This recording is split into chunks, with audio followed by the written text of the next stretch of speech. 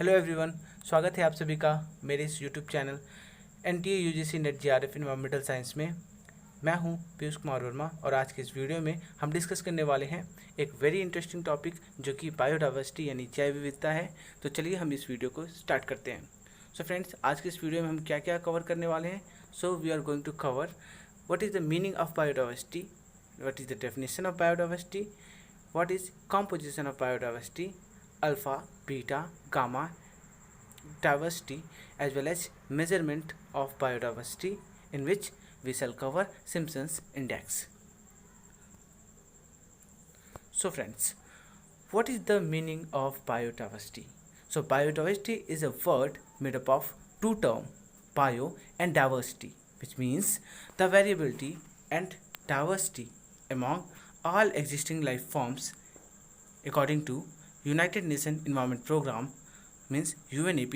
Biodiversity is a measure the level of variability and diversity in genetic, species and ecological system. So जैव विविधता जीवन और विविधता के संयोग से निर्मित शब्द है जो आमतौर पर पृथ्वी पर मौजूद जीवन की विविधता और परिवर्तनशीलता को संदर्भित करता है।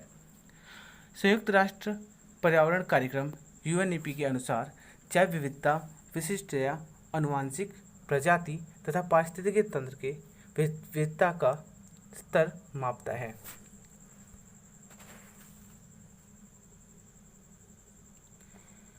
फ्रेंड्स, बायोडाइवर्सिटी जो है उसको हम जनरली डिफाइन कर सकते हैं as the variety and variability among all the groups of living organism and the ecosystem in which they occur. Friends, आपको ये मैं बताना चाहूँगा जो बायोडाइवर्सिटी टर्म था ये फर्स्ट टाइम जो कॉइन किया गया था, यानी कि biodiversity term was coined first time by Walter G Rosen. Means यहाँ पर आप पिक भी देख सकते हो, ये हैं आपके वॉल्टर जी रोजन। इन्होंने पहली बार ये जो बायोडाइवर्सिटी शब्द था इसको दिया था और ये वर्ड जो है लॉन्गर वर्जन इसका बायोलॉजिकल डाइवर्सिटी उसका शॉर्ट फॉर्म है। और ये जो बायोलॉजिकल डाइवर्सिटी था ये वर्ड जो है लोजॉय 1980 में इन्होंने इस टर्म को दिया था बायोलॉजिकल डाइवर्सिटी, जिसका short form biodiversity Walter G रोजन ने दिया था। कब? इन 1985। आपको सन भी याद रखना है, वॉल्टर जी रोजन ने कब दिया था ये टर्म? इन 1985 में। ओके, सो ये क्या एक्सप्रेस करता है biodiversity? So it is use to express the number of species present in the community. So biodiversity is the term we can say biodiversity term was popularized by the sociologist Edward Wilson. तो आपको ये भी नाम याद रखना है। तो Edward Wilson ही थे जिन्होंने इस बायोडाइवर्सिटी टर्म को बहुत ही ज़्यादा फेमस किया और he used this word to describe the combined diversity at all the levels of biological organization. So friends, आपको ये important points जो मैं बता रहा हूँ आप लोगों को ध्यान में रखना है। पहला जो point है ये आपका highlight, the United Nations designated 2011 to 2020, यानी कि यूनाइटेड नेशन ने 2011 से 2020 का ये जो दशक है यानी डिकेड है, इसको United Nations decade on biodiversity इसको घोषित किया गया है। सो यूनाइटेड नेशन ने इसको डेजिग्नेट किया है। तो अभी जो है 2020 चल रहा है, तो ये क्या है, अभी यूनाइटेड नेशन का डिकेड ऑन बायोडाइवर्सिटी चल रहा है। और जो नेक्स्ट डिकेड आएगा, नेक्स्ट डिकेड का मतलब होता है 10 साल। ओके, सो 10 ईयर्स को हम लोग बोलते हैं decade. So 1 decade is equal to 10 years. So जो नेक्स्ट आपका आएगा 2021 से लेके और 2030 के बीच का, तो ये जो आपका है ये क्या होगा? So it will be designated as United Nations decade on ecosystem restoration. तो आपको याद रखना है 2011 से लेके और 2020 तक का जो डिकेड था इसमें क्या था, यूनाइटेड नेशन ने इसको डेजिग्नेट किया था एज बायोडाइवर्सिटी, है ना।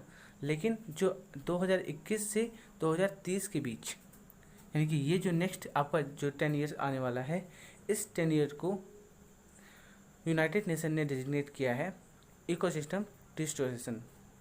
Okay, so it will be the decade on ecosystem restoration.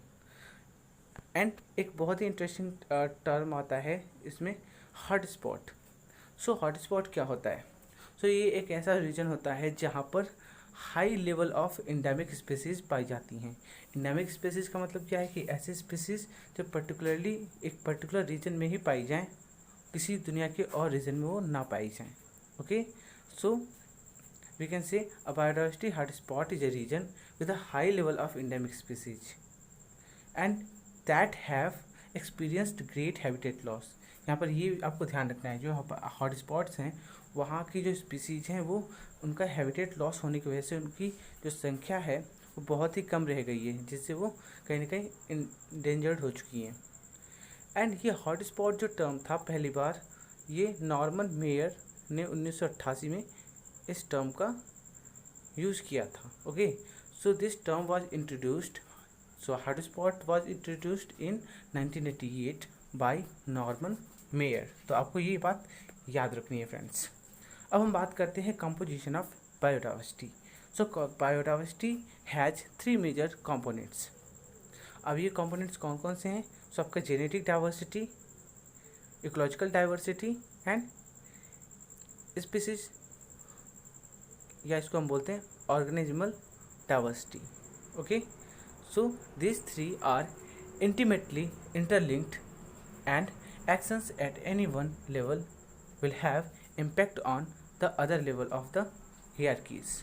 तो आपको ध्यान रखना है, जब हम जेनेटिक डाइवर्सिटी की बात करते हैं तो जेनेटिक डाइवर्सिटी में ये जो है आपके न्यूक्लियोटाइड से स्टार्ट होता है, तो आपका फिर जीन, फिर क्रोमोसोम, उसके बाद इंडिविजुअल, फिर पॉपुलेशन तक जाता है। और जब हम बात कहते हैं इकोलॉजिकल डाइवर्सिटी की, तो इसकी हायरार्की जाती है पॉपुलेशन, फिर नीड, फिर हैबिटेट, फिर आपका ecosystem, landscapes and biomes. And then जब हम बात करते हैं स्पीसीज डाइवर्सिटी की, तो ये स्टार्ट होता है आपका इंडिविजुअल से, और ये आपके पॉपुलेशन, फिर आपका subspecies, genera, family, phyla and then ये आपका किंगडम तक जाता है। तो ये आपकी हायरार्की फ्रेंड्स याद रखनी है, क्योंकि ये बहुत ही ज़्यादा इम्पोर्टेंट है आपके एग्जामिनेशन पॉइंट ऑफ व्यू से। एंड अब हम बात करते हैं जेनेटिक डाइवर्सिटी की। ओके, मैं आपको फिर से डायग्राम दिखाता हूँ। ये जो आपका है जेनेटिक डाइवर्सिटी, तो इसमें हमारा क्या था, ये आपको हायरार्की याद रखनी है, ठीक है। तो अब हम बात करते हैं यहाँ पे what is the definition of genetic diversity. So genetic diversity it occurs within a species as well as between species, and it is all the different genes contained in all individual plants, animals, fungi and microorganisms. And second is species diversity. So species diversity is all the differences within and between populations of species as well as between different species.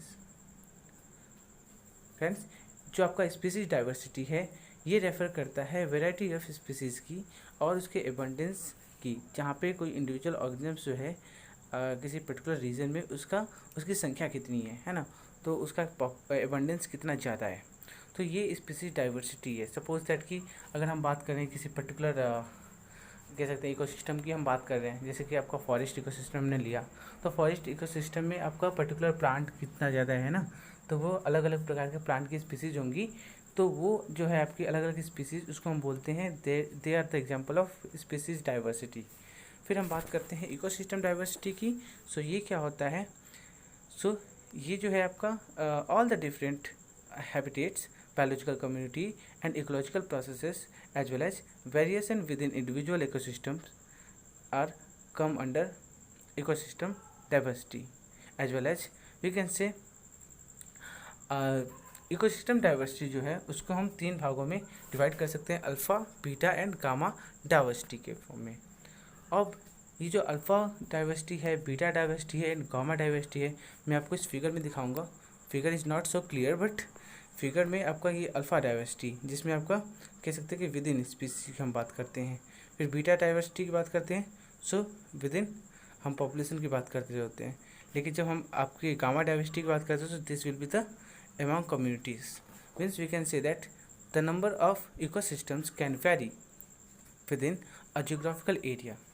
So there can be grassland ecosystem, forest ecosystem, desert ecosystem, lakes, wetland and ocean ecosystems.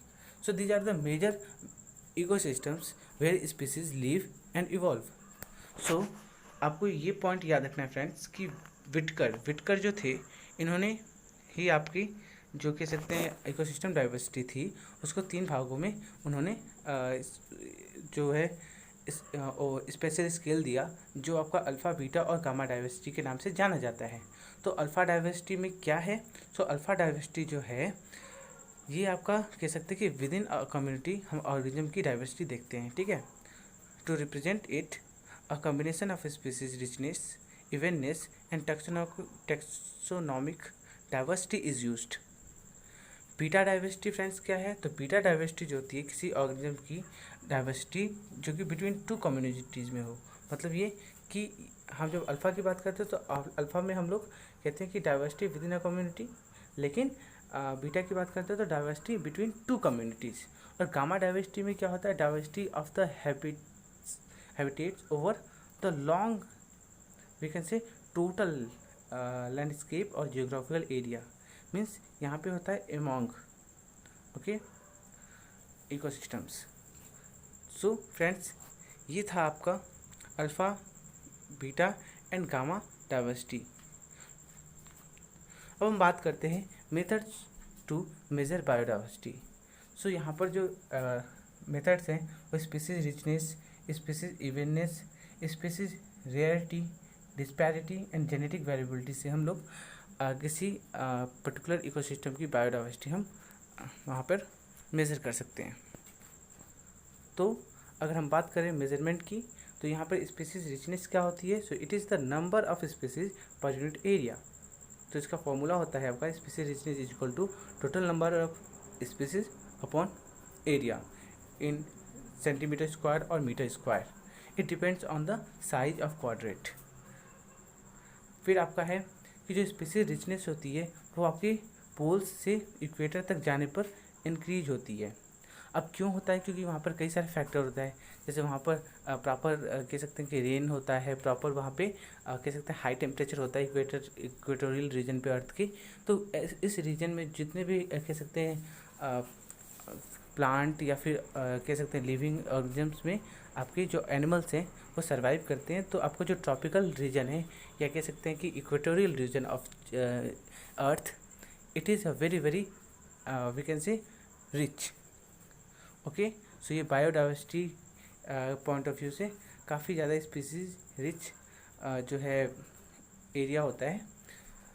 So we can say species richness जो होती है poles तक जाते जाते कम हो जाती है, क्योंकि वहाँ पर कई सारा फैक्टर होता है जिसमें सनलाइट सबसे ज़्यादा इम्पोर्टेंट फैक्टर है, उसके साथ साथ रेनफॉल भी बहुत बड़ा फैक्टर होता है।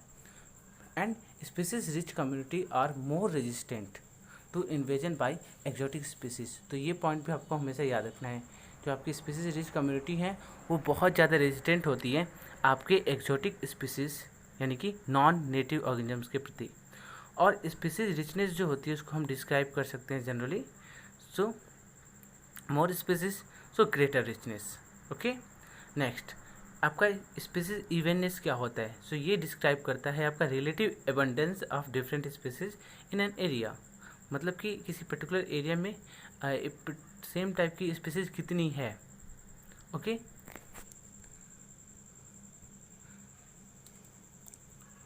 सो नाउ ये है आपका इस वीडियो का last measurement, Simpson's diversity index. So it is a measure of diversity which takes into account the number of species present as well as the relative abundance of each species. And ये जो Simpson index था ये 1949 में Edward H Simpson के द्वारा दिया गया था। ये फार्मूला क्या है? तो फार्मूला आपकी स्क्रीन पे आप देख सकते हो। फार्मूला आपका है D is equal to 1 minus sigma small n bracket में n-1 bracket closed upon capital N bracket में capital N -1 bracket close. So ये आपका जो फॉर्मूला है ये यूज होता है सिम्पसन इंडेक्स फाइंड करने के लिए, जहाँ पर स्मॉल n की जो n को हम रिप्रेजेंट करते हैं the total number of organisms of a particular species, and capital N जो है रिप्रेजेंट करता है the total number of organisms of all species. ठीक है, तो ये है आपका Simpson's diversity index. So friends, आज की इस वीडियो में इतना ही। Thank you for watching this video. अगर वीडियो आपको अच्छा लगे so do subscribe my channel, like this video and share. Have a nice day.